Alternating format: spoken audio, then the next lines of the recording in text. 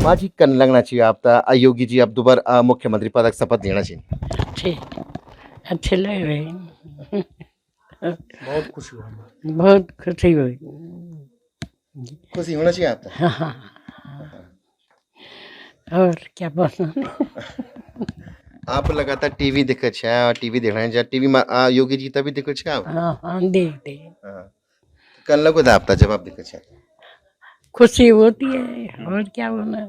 इंतजार करना चाहिए आपके यहाँ योगी जी एक बार घर आओ। हाँ हाँ दोबारा हमें तो खुशी है कि आए घर में आए। अच्छा जब योगी जी घर आल तो क्या करूँ माँ जी अपन सबसे पहले थोड़ा सा पूछना चाहना छू। खाली तो सब दाल दाल दाल फाणो भी शौक रखे छे।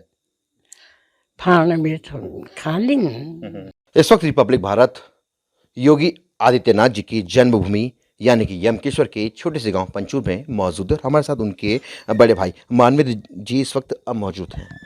कल आपकी मुलाकात भी हुई होगी क्योंकि आप भी अस्वस्थ चल रहे हैं। कल योगी जी शपथ समारोह में आते हैं धामी जी के, तो निश्चित तौर से आपसे मुलाकात हुई होगी, कुछ हालचाल पूछना। बस यही तबीयत के विषय में जानकारी ली, क्योंकि मैं तो हिमालयन उसमें एडमिट था, तो वही तबीयत के विषय में जानकारी ली, बाकी ज़्यादा बात तो हुई नहीं उनसे। तो सर आप उतनी दूर से यहाँ पर आए हैं, जश्न अगर बात की जाए सब शपथ लेने होंगे योगी आदित्यनाथ जी, तो क्या कुछ माहौल लेना है घर का सर?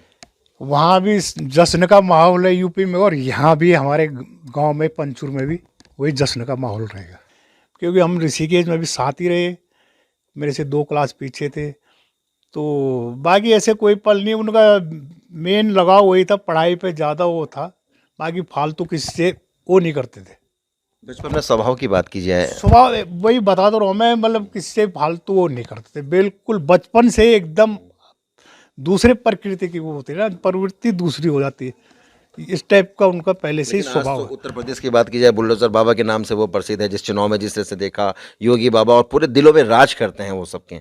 तो वही बुलडोजर को विपक्षियों ने कोई गलत उससे पेश किया था, और वही बुलडोजर उनकी विपक्षियों को देखा उल्टा उन पे वो पड़ गया, वो क्योंकि बुलडोजर एक तो प्रगति का काम भी करता है, और दूसरा वही बुलडोजर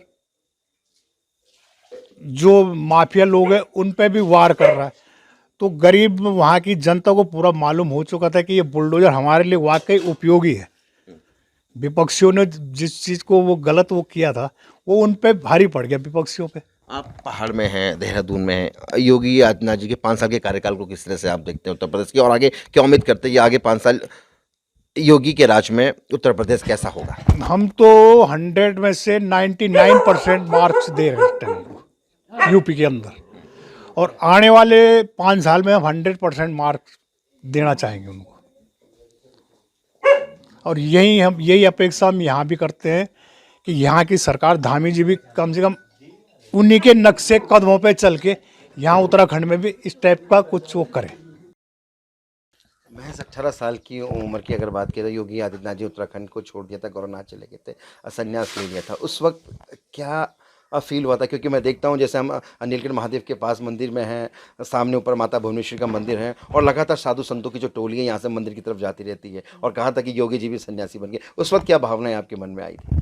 उस वक्त यही था कि मतलब हमको ये पता नहीं था कि वो मतलब गोरखपुर के महंत हैं। हम तो ये जानते थे कि क्या पता कैसे सन्यासी बन गए। तो मतलब जो भी इधर साधु संत आते थे उनको देखते थे हम कि मतलब क्या पता इनमें होगा कोई। मतलब रास्ते पे हम जंगल जाते थे घास लेने के लिए, तो कई मिलते थे, उनको देखते रहते थे। जैसे घर में आते हैं कई साधु भिक्षा मांगने के लिए, तो देखते रहते थे कि मतलब क्या पता इनमें तो नहीं है। वो तो बाद में पता चला कि वो तो गोरखपुर के महंत हैं, वो ऐसे नहीं जाएंगे गांव-गांव मांगने के लिए। एक दौर था जब आपके पिताजी टिहरी में उनकी पोस्टिंग थी, और योगी आदित्यनाथ जी ने टिहरी में भी पढ़ाई करी है, आपको वो दौर भी याद होगा। उस वक्त आपके पिताजी की जो वेतन होता था मुश्किल से 75-80 रुपये शायद उनको मिलता था। उस दौर की कुछ बात आपसे जानना चाहूँगा, क्योंकि योगी आदित्यनाथ जी उस वक्त के दौरान के अजीब से वो कहते थे अपने पिताजी को कि सबकी सेवा कीजिए, परिवार के अलावा सबकी आप सेवा कीजिए। कुछ उन बातों का जिक्र आपके माध्यम से जानना चाहूँगा। हाँ बोलते थे, पहले उस समय बचपना था उनके अंदर, बोलते थे पिताजी क्या आप तो बस अपने परिवार को पालते हैं, मैं जब बड़ा हो जाऊंगा तो मैं तो जनता की सेवा करूंगा। तो उन्होंने वो भी करके दिखा दिया। मतलब पिताजी अपनी आंखों से देख के चले गए कि हाँ वास्तव में इसने जो कहा वो सही कहा।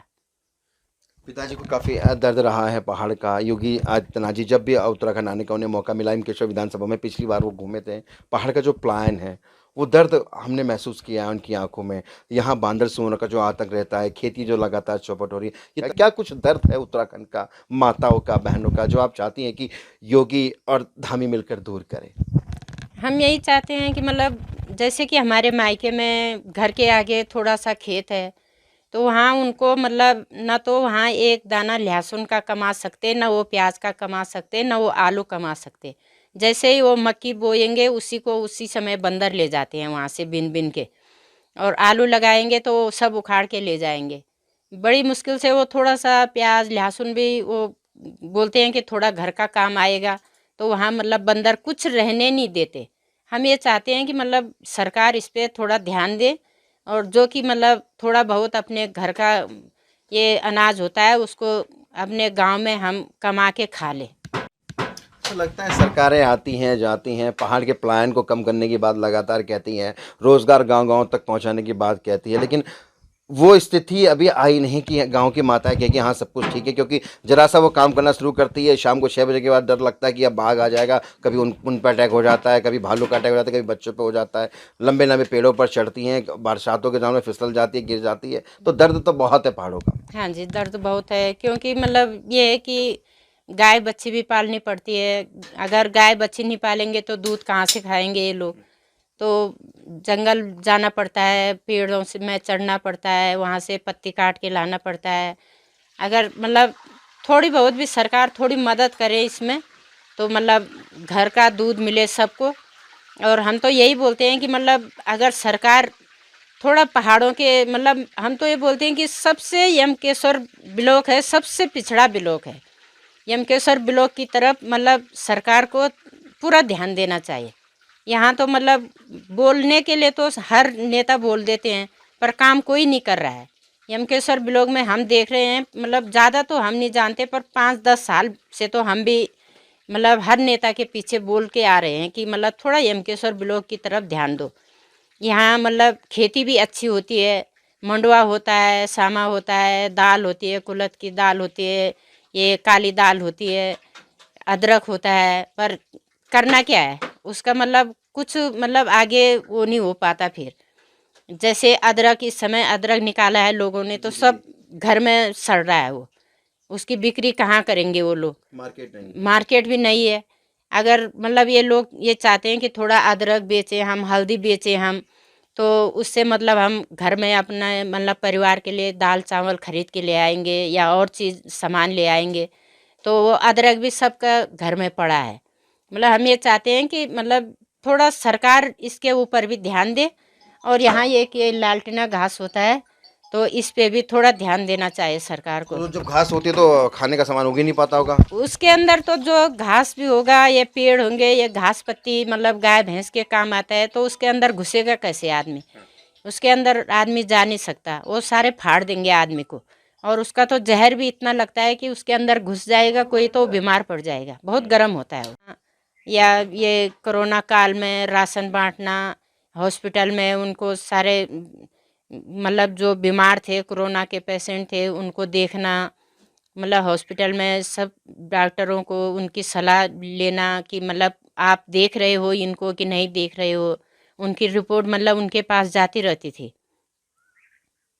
बस बाकी अब क्या बोले हम, अब बाकी यूपी का तो हम जो देखते हैं टीवी पे देखते रहते हैं, टीवी में सुनते रहते हैं, बाकी हम वहाँ तो हम जा नहीं सकते।